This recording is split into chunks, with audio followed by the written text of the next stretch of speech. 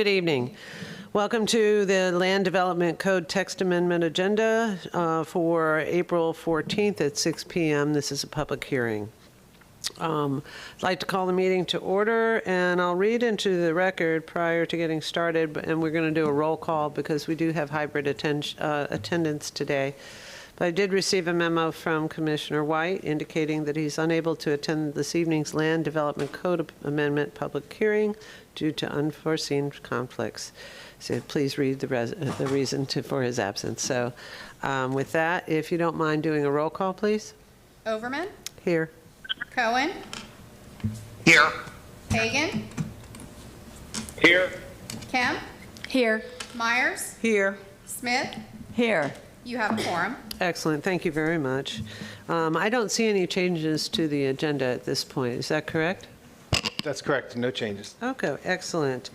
So I'm going to ask the staff to introduce the amendments. Mr. Gormley? Yes, thank you, Madam Chair.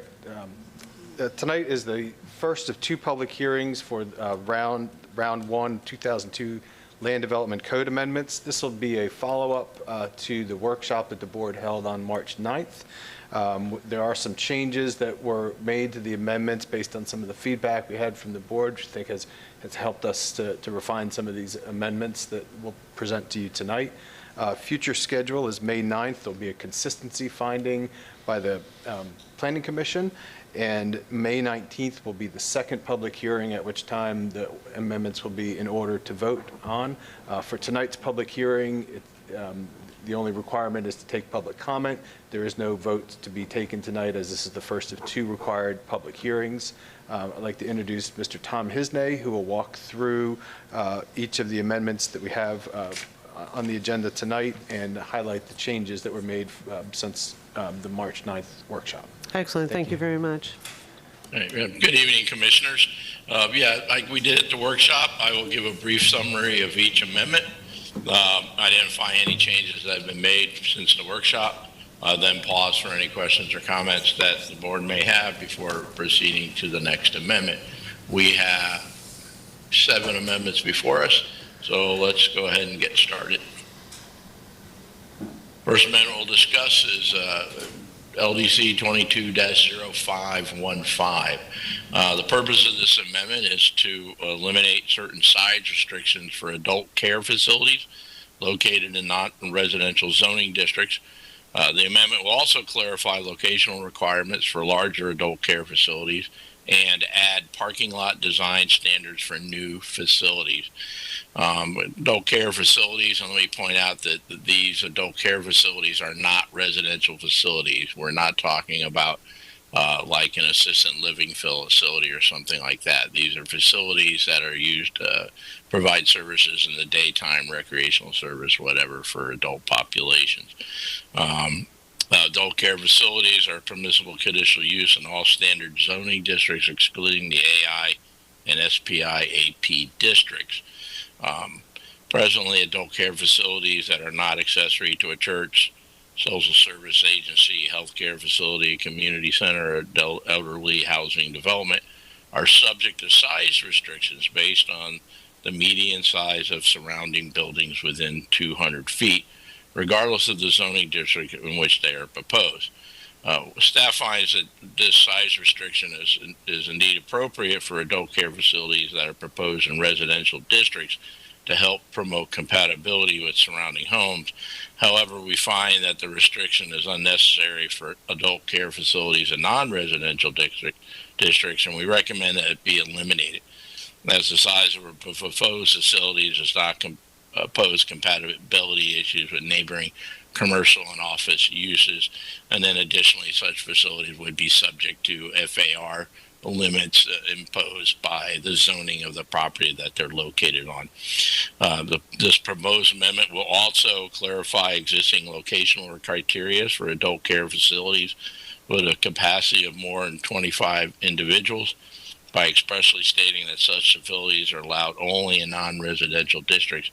And the amendment will now add parking lot design facilities for new parking lot designs to standards for new facilities similar to those required for child care facilities. And this addition was requested at your workshop. So we have indeed added sections dealing with sidewalk requirements for parking spaces that are adjacent to the facility that lead to the building entrance. Also, if a circular driveway is provided for pickup and drop off, then we have also added some standards for that. The standards we added to this reflect the changes that we'll discuss later for the child care regulations and incorporate the changes in those that you had suggested at the workshop for those. I'm available for questions. I'm not seeing any questions, but I had forgotten to ask about something. Just for clarification, you've done a great job of offering specifications for the parking spaces and the driveway and drop-off zones. But being is that maybe at a drop-off zone, there wouldn't be enough space for a wheelchair or a walker coming out of the parking space, or those parking spaces typically wide enough to be able to accommodate someone that is using ambulatory tools to move around? Or are we depending on the drop-off spot as a way of having those individuals arrive and depart? We'd be depending on the drop-off spot. For parking spaces, there are, of course, ADA required spaces that will have that additional room for ambulatory needs. But we don't have any wider standards for the parking spots for these beyond the ADA or potential drop-off areas. Excellent. What's provided. Excellent. Thank you very much. Okay, I'm not seeing any other questions, so thank you very much for your presentation. We can move on to the next item. Okay. Oh, wait, I'm sorry. Yes, ma'am. A public hearing is required. Oh, before each announcement, before each one? Yes. 'Cause this is a for public the hearing. Previous, for the first amendment. Oh, on you need the to set the date agenda. for the public hearing?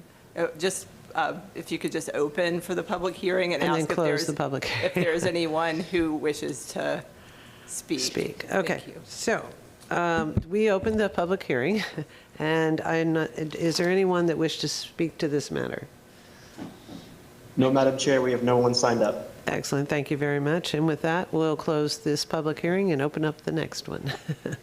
Our next amendment is LDC 22-0516. This amendment concerns representation requirements for appeals of decision of the administrator and the land use hearing officer.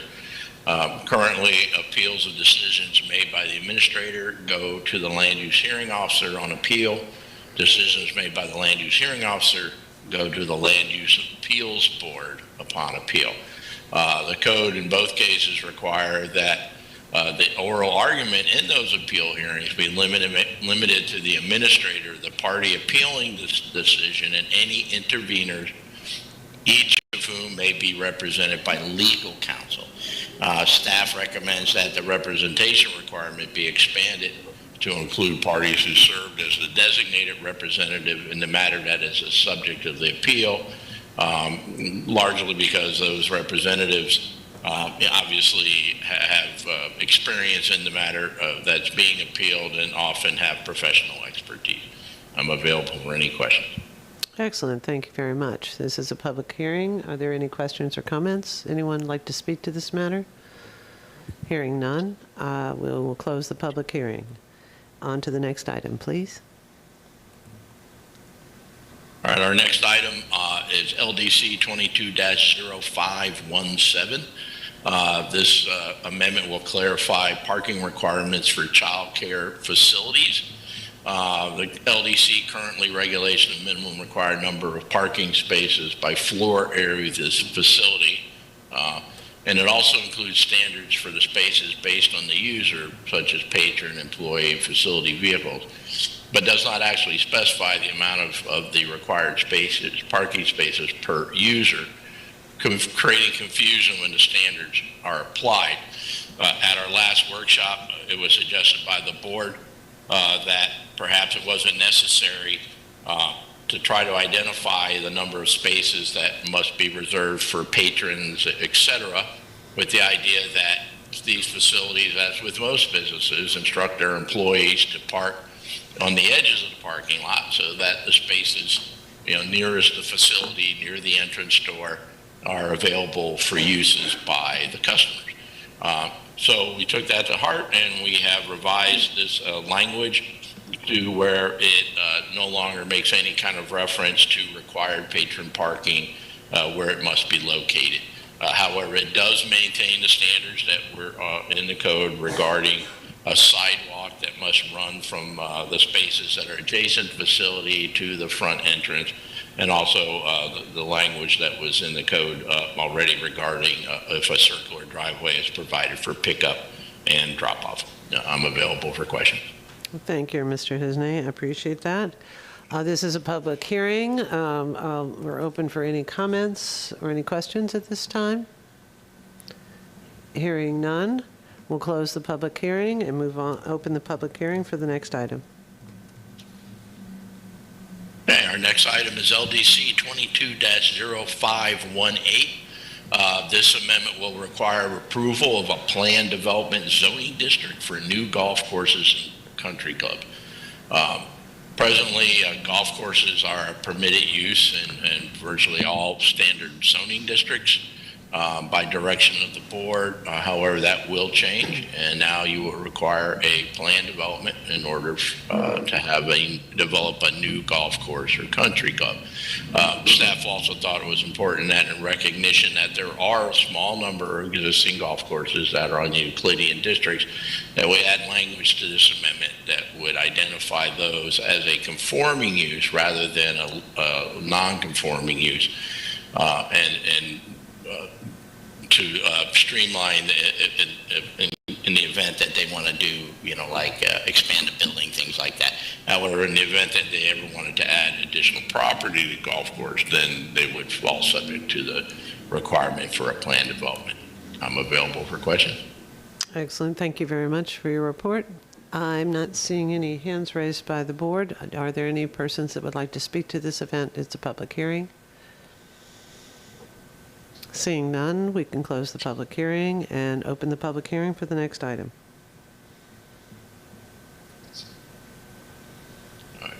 This amendment is a housekeeping amendment, 22-0519.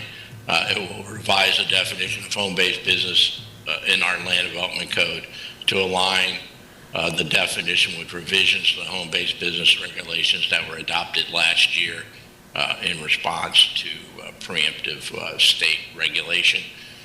So again, this is simply a cleanup to align that definition with the new regulation. I'm available for questions. Excellent. Thank you very much. I don't see any comments from the board. I'll open the public hearing for comments, if there are any, and not seeing that anyone signed up for this particular item. We'll close the public hearing and open the public hearing for the next event, next item.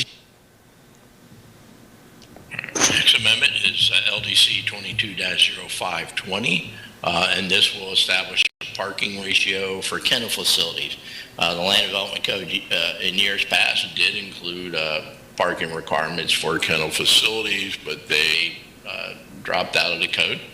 And so this will now reinstate a parking requirement for facilities, kennels. Then we're proposing a parking ratio of 2 spaces per 1,000 square feet of gross floor area. I'm available for questions. Excellent. Thank you very much for your presentation. This is a public hearing.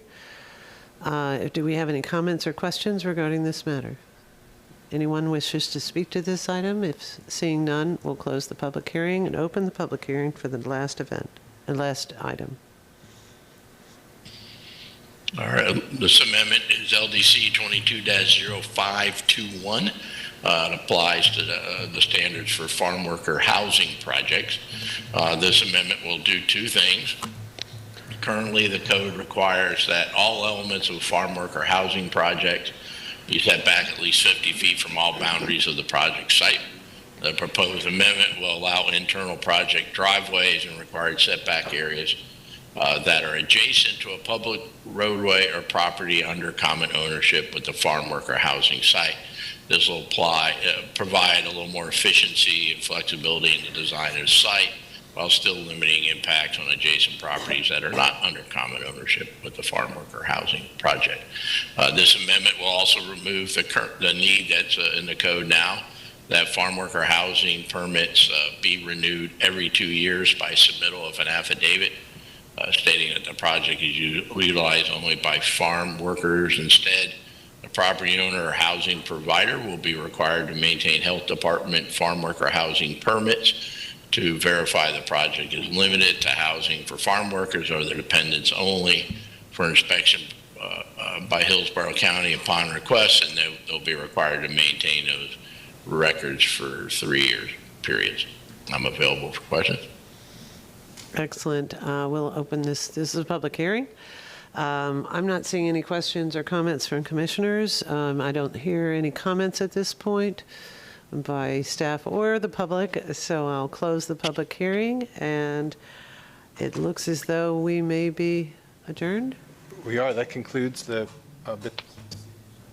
I think that's the fastest meeting we've ever had. Excellent, excellent. Thank you, everyone, for being here. I appreciate it. Thank you, Commissioners. Meeting adjourned.